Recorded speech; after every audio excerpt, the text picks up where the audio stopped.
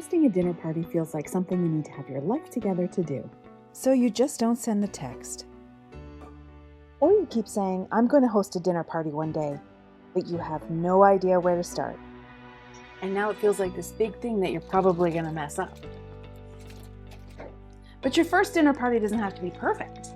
It just has to happen.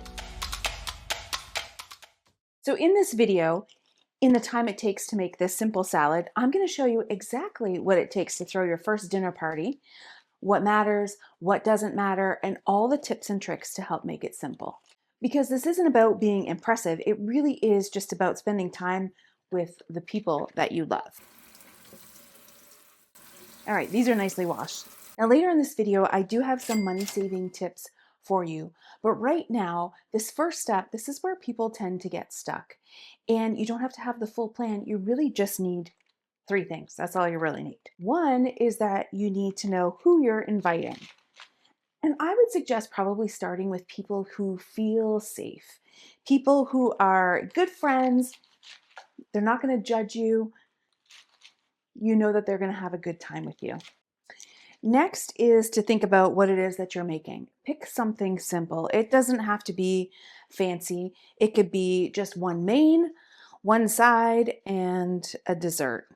You could even do store-bought here. The thing I like to do is to serve ice cream. What is easier than scooping some ice cream, layering on some beautiful jam, putting it in a pretty glass, and there you have an instant dessert that you didn't have to slave away in the kitchen for.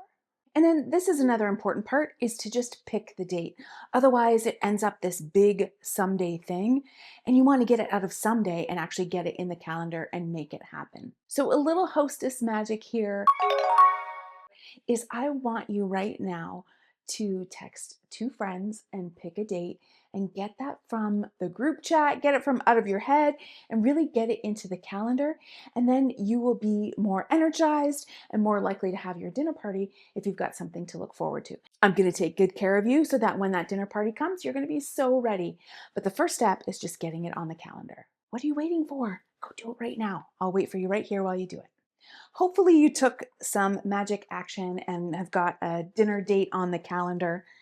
If not, that's okay. If you need a little bit more time, that's all right. If you are looking for hosting ideas, if you're looking for ways to make it easy and simple, you want some simple recipes, some easy DIYs, I'm your girl. So be sure to hit subscribe and then we can hang out. Now that our salad is ready, we're going to move on to what really matters when you're hosting a dinner party. Like, what is the most important thing for you to focus on? And I'm going to share that with you while we set the table. So what really matters when it comes to your dinner party? I would say the number one thing is your energy. I know it sounds a little bit woo-woo, but it's the truth. Energy is contagious. So if you're feeling stressed out, if you're feeling uncomfortable, your guests are going to feel that too. And then it's really hard for anybody to relax. So I've got some tips here for you to help you feel relaxed before guests arrive. One of the biggest stressors is food. I hear it all the time when people are hosting a party. It's, what do I serve? And you don't have to be a great cook. I would say just stick with something simple and stick with something that you know. So something like a pasta, or maybe even you just order takeout. There's no one saying that you can't do that. Taking that food stress out of the equation is just going to make you feel so much better. The other hostess magic tip I have for you around helping you feel relaxed is to make sure you schedule some time in your planning so that you have time to get ready.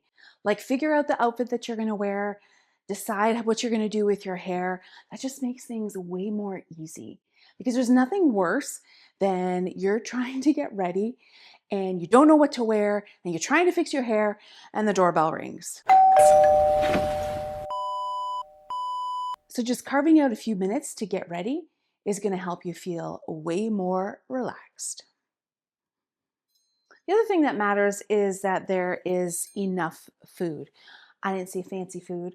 I said enough food. Simple, warm, comforting food is really what people are going to remember. And a little hostess magic here. Take shortcuts. I mean, if Ina Garten can do it, so can you. So Buy bagged salad, order takeout, make it easy, make the recipes really simple. I do have a really easy roast chicken recipe. I did it for a Friendsgiving episode. I'm going to put that for you in the description. If you want to test that out, let me know what you think. The other thing that's important is to make people feel welcome. So you want to greet them at the door, take their coats, offer them a drink. Now, when it comes to drinks, it could be wine, it could be a signature cocktail, it could be something as simple as a glass of water in a beautiful pitcher. All of these things signal to guests that you've thought about it ahead of time and you're happy to welcome them. Another thing that matters is the atmosphere. So put some candles on the table. I'm really obsessed with these battery operated ones. They look like real candles, and then I don't have to worry about fire hazards. But putting some candles on the table, a nice centerpiece, get a Spotify playlist going. Spotify literally has a playlist for just about any type of party that you want to do. I love letting Spotify play the DJ. It really helps to set the tone for your party. And this attention to detail is what makes your dinner party feel a little bit more special. A little bit specialer? More special? You know what I mean.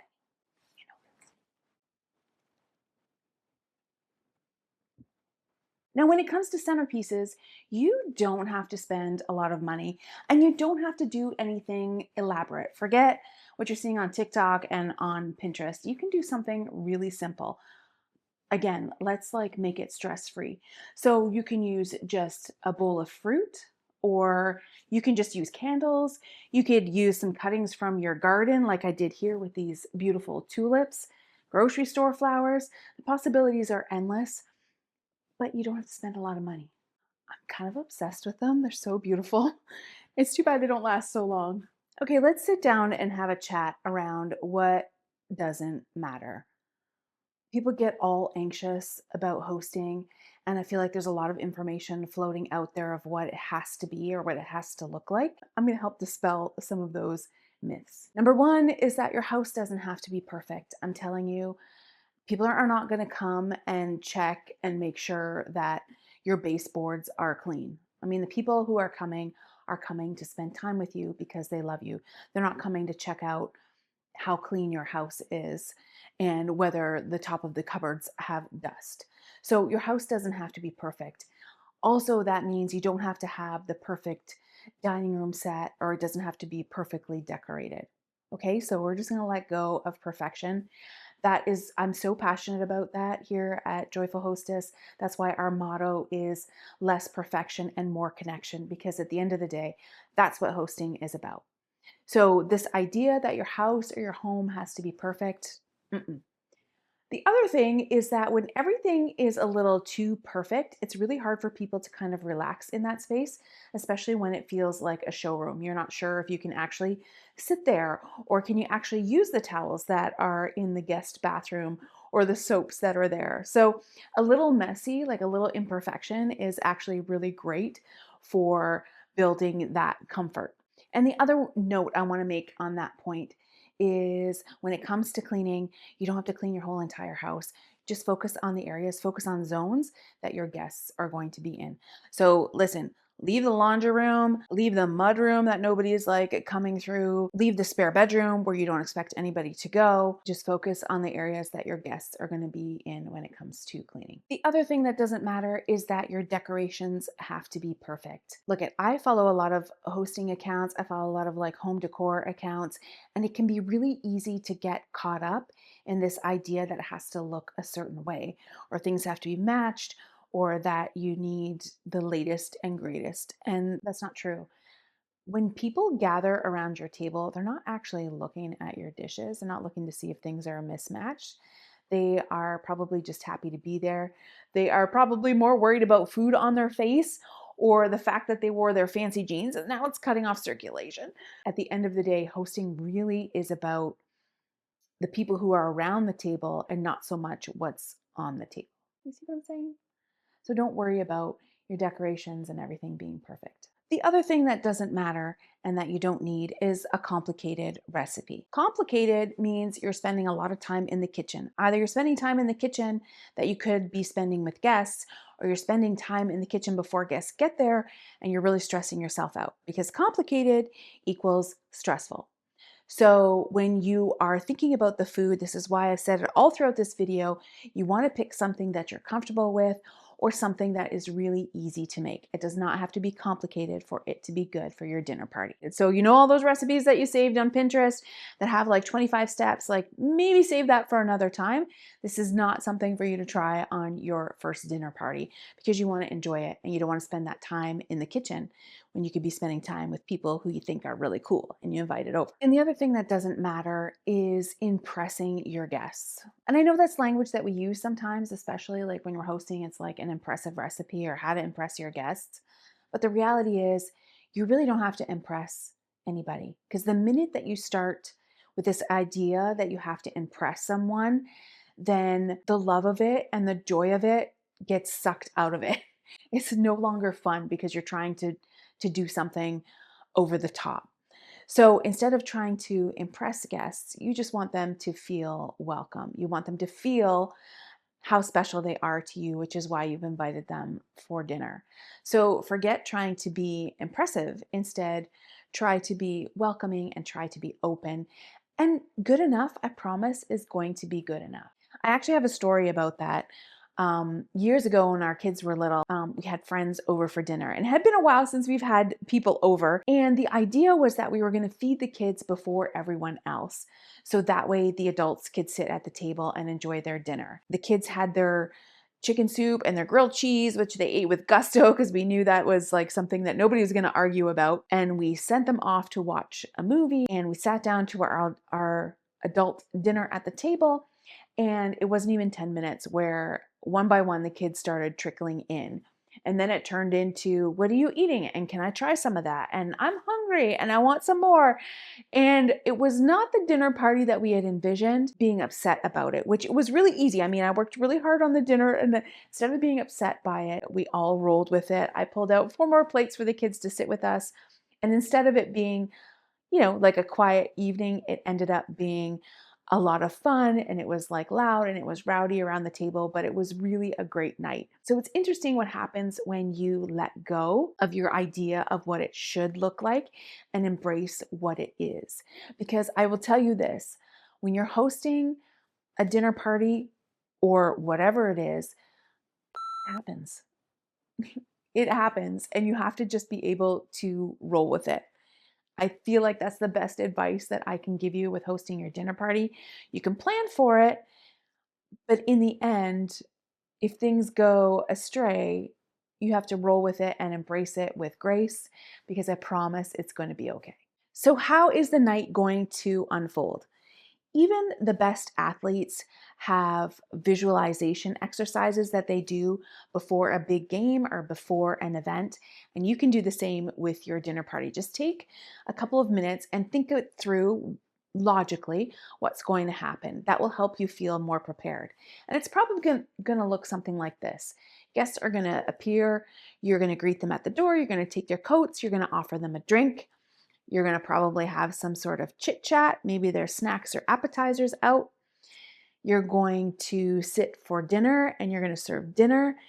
And don't worry about dinner being timed exactly right. I mean, sometimes things take a little longer to cook, or sometimes something's done a little bit earlier than another thing. Don't stress about the timing of it. I have another story for you here. Even as a seasoned hostess, this still happens. This literally happened this year.